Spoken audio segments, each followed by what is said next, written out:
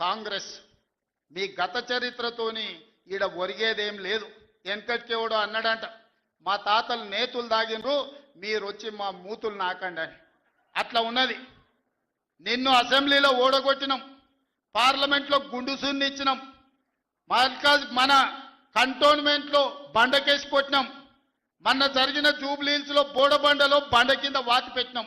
నిన్నగాక మొన్న జరిగిన సర్పంచులల్లా 12,726లో 8,335 సర్పంచులను గెలిపించుకున్నాం. సిగ్గు లేదు, ఇన్నిసార్లు ఓడగొట్టినా ఇంకా సిగ్గు లేకుండా బయటకు వచ్చి కింద పడ్డ పైకాలు నాదే అని వెనకటికి ఓడో అన్నాడట.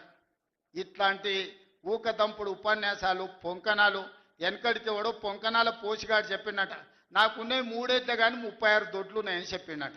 ఇవన్నీ కళ్ళు కాంపౌండ్లో చెప్పుకోవడానికి బాగుంటాయి, కాలక్షేపం చేయడానికి. కళ్ళు కాంపౌండ్ మాటలు మాట్లాడకండి తండ్రి కొడుకులు. ఇవన్నీ మేము చూసినాం. శాతనైతే రాండి, ఏందో చెప్పు, దాని ప్రకారం చేద్దాం. 29లో తేల్చుకుందాం ఇవాళ చెప్తున్నా.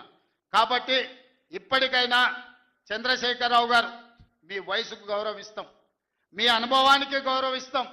ప్రతిపక్ష నాయకుడు నీకు హోదా ఉన్నది. శాసనసభ సమావేశాలు ఏర్పాటు చేసినాం. 29 నుంచి చర్చలు రాబోతున్నాయి. 29 నాడు నువ్వు అడిగి ఎన్ని రోజులు సభ జరుపుదామో, నువ్వు అడిగినన్ని రోజులు అసెంబ్లీ నడిపిస్తా. నువ్వు చెప్పిన అన్ని చర్చ పెడదాం, ముఖాముఖి చర్చ చేద్దాం. వెనకంగా మాట్లాడు వెనక్కి కూర్పుడు కాదు.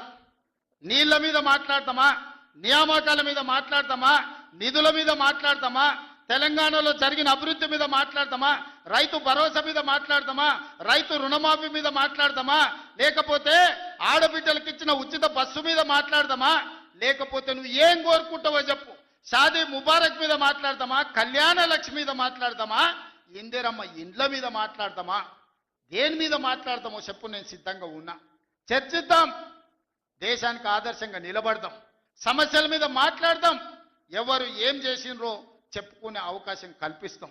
రాండి, మీరు మొహం చాటేసి ఫామ్ హౌస్లో పడుకొని మీరు ఖాళీగా ఉన్నప్పుడు పార్టీ ఆఫీసులు వచ్చి 10 మంది చెంచాలను పెట్టుకొని ఆ 10 మంది చెంచగాళ్ళ ముందల నువ్వు పొంకనాలు కొట్టుడు కాదు.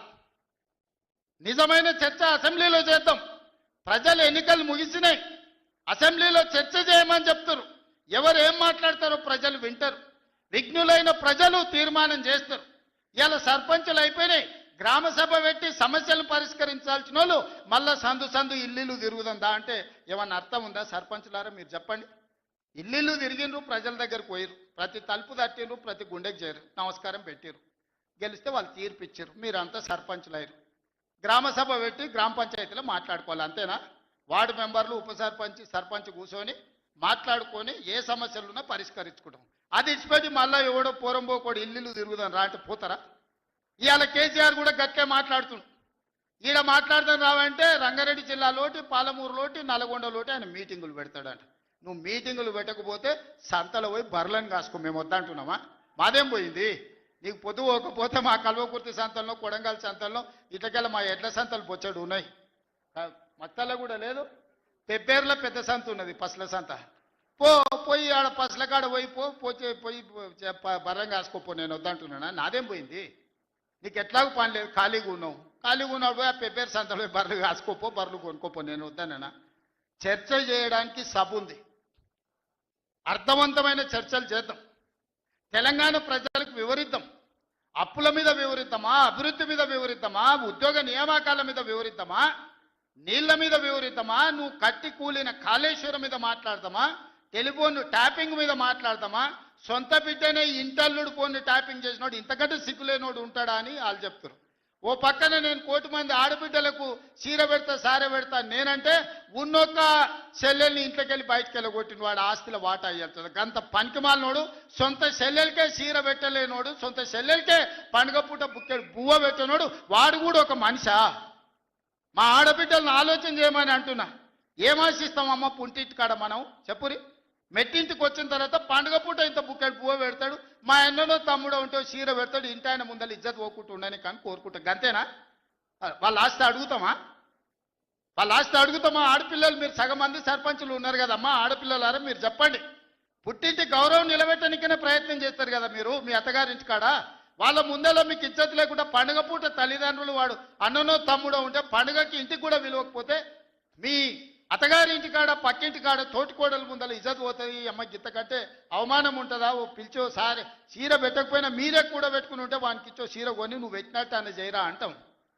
పుట్టింటి ఇజ్జత్ ఎవరని తీస్తారా? ఏ ఆడబిడ్డనన్నా తెలంగాణలో ఉన్న ఆడబిడ్డ ఎవరైనా ఎంత కష్టమని ఉండని ఎంత నష్టమని ఉండని పుట్టింటి ఇజ్జత్ నిలబెట్టడానికైనా ప్రయత్నం చేస్తుంది కదా. మీరు అందరు కూడా తెలంగాణ ఆడబిడ్డలే కదా. ఇవాళ ఇంతో అంతో తండ్రి గాలికి సంపాదించిన దాంట్లో వాటా ఇవ్వాల్సి వస్తుందని మెడలు పట్టి దొబ్బితీవి నీ సొంత చెల్లెలు. నీ సొంత చెల్లెలకే సమాధానం చెప్పలోనే ఆయన నాకు సవాలు ఇసురుతున్నాడు. ఈ అవ్వ లాగులో తొండలు ఇచ్చి కొత్త బిడ్డ నేను అనుకుంటున్నావేమో. నా సంగతి ఇంకా తెలియదు. మీ నాయనని అడిగి ఇంటికి పోయి చెప్తాడు. అమెరికాలో బాత్రూమ్లు అడిగినట్టు అనుకుంటున్నావు నాతో మాట్లాడు అంటే నేనేదో మార్చుకుంటుండే పోని ఆవుల పోరోడి గాలికి తిరిగేటోడి గాలికి అంతో నాకెందుకని ఇవన్నీ వేషాలు. ఇంకా పక్కలో ఒక నలికుట్లోడు ఉంటాడు, 6 అడుగులు ఉన్నా అనుకుంటాడు. అంత తలకాయ ఎక్కడుందో నాకు తెలియదు. కేసీఆర్ వచ్చి గర్జించిందంట. గర్జనకు నేను పోయి లోపల దాచుకున్నంట. ఇక కేసీఆర్ గర్జనలు గర్జించినట్టు లేవురా నాయన. మన గాడిదలు ఏం చేస్తావా? ఒండ్ర పెడతాయా? ఏమంటారు గాడిదలను? గాడిదలు అరిస్తే ఏమంటారు నరసింహ? గట్లున్నది. మీ గాండ్రింపులకు మీ బెదిరింపులకు ఉడత ఊపులకు భయపడ్డోడు ఎవరు లేడు బిడ్డ. ఈడ దుక్కి దున్నిన చేతులు ఉన్నాయి. మీరేదో తోలు తీస్తా అంటే తీపించుకోనికే లేము. ఈ కండలు కరిగినాయి, మిగిలిందే తోలు. ఫస్ట్ నీ తోలు సంగతి చూసుకో. నీ తోలు సంగతి చూసుకో. ఊర్లో మాకు తెలుసు, ఊర్లలో నాటుకోళ్ళు ఉంటాయి కదా. కోని కాల్చినాక మనం మంచిగా కాల్చి తోలు తీసి పసుపు పెడతాం కదా. మంచిగా తోలు తీసి పసుపు పెడతారు బిడ్డ మా కొడంగల్ వాళ్ళు. నువ్వేదో తెలివితేటలు అనుకుంటున్నావు. ఈ తమాషా మాటలు, ఈ అతి తెలివితేటలు కట్టిపెట్టుకో. ఎన్ని ఎలక్షన్లు జరిగినా సిగ్గు లేకుండా అన్నిట్లలో డిపాజిట్లు పోతున్నా బండకేసి కొడుతున్నా బుద్ధి రాలే. ఇప్పటికైనా మారుండ్రి. నాకేం లేదు, మీరు అట్లుంటేనే మంచిది. ప్రజలు చీత్కరిస్తారు, చీదర కొడతారు, లాస్ట్ దేనికి వనికి రాకుండా పోతారు. కాకపోతే ప్రతిపక్షమే లేదు తెలంగాణలో అని బయటకు పోతే ఇజ్జత్ పోయేటట్టు ఉన్నది. అదొక్కటే నా చింత. అందుకే మిత్రులారా మంచిగా చేయండి. వేదిక మీద ఉన్న పెద్దలకు, మా మంత్రులకు అందరికీ నా సూచన, గ్రామాలలో సర్పంచులు వచ్చారు, అందరినీ కలుపుకోపోండి. గ్రామాల అభివృద్ధి జరిగినప్పుడే తెలంగాణ అభివృద్ధి జరుగుతుంది. ఇవాళ తెలంగాణ అభివృద్ధి చేసే బాధ్యత మనది. చిన్న వయసులో నాకు అవకాశం వచ్చింది. ఇప్పుడు చాలామంది మా సర్పంచ్ అమ్మ వచ్చింది సజ్జకాన్పేట, రేణుకమ్మనా మౌనిక, మా రాములు తమ్ముని కోడలు మౌనిక చెప్పింది 24 ఏళ్ళు చిన్న వయసులో నేను సర్పంచ్ అయినా సార్ అని. ఎన్నో ఆలోచనలతోని ఇవాళ చిన్న వయసులో మీరు అందరు సర్పంచ్లు అయినరు. ఇంజనీరింగ్ చదువుకున్న వాళ్ళు అయినరు, డిగ్రీ చదువుకున్న వాళ్ళు అయినరు, 22, 23 ఏళ్ళకు ఉన్న వాళ్ళు అయినరు, పెద్దోళ్ళు 80 ఏళ్ళు ఉన్న వాళ్ళు కూడా సర్పంచ్లు అయినరు. మా రాఘవ వాళ్ళ తల్లి సర్పంచ్ అయింది. వీళ్ళందరూ ఎందుకు అయినరు అంటే గ్రామానికి ఏమైనా చేయాలని అయినరు. మరి వాళ్ళ ఆలోచనలు వాళ్ళ గ్రామానికి చేయాలన్నదాన్ని మనం ఈరోజు పూర్తిగా సహకారం అందించాలి వాళ్ళకు. వాళ్ళందరినీ కూడా వాళ్ళ ఊర్లలో ఏం మాట ఇచ్చిండ్రో ఆ పనులు మనం చెయ్యాలి. వీలైనంత మేరకు నిధుల కష్టం ఉన్నది. మనం ఇచ్చేది మనం ఇద్దాం, కేంద్రం నుంచి తెచ్చేది కేంద్రం నుంచి తెద్దాం. మార్చి లోపల కేంద్రం నుంచి 3,000 కోట్ల రూపాయల నిధులు నేను పట్టుకొస్తా. మీకు అందరికీ గ్రామాలలో నిధులు ఇచ్చే బాధ్యత నాది. మార్చి 31 తారీఖు లోపల 3,000 కోట్ల రూపాయలు గ్రామాలకు పంపించే బాధ్యత నేను తీసుకుంటా.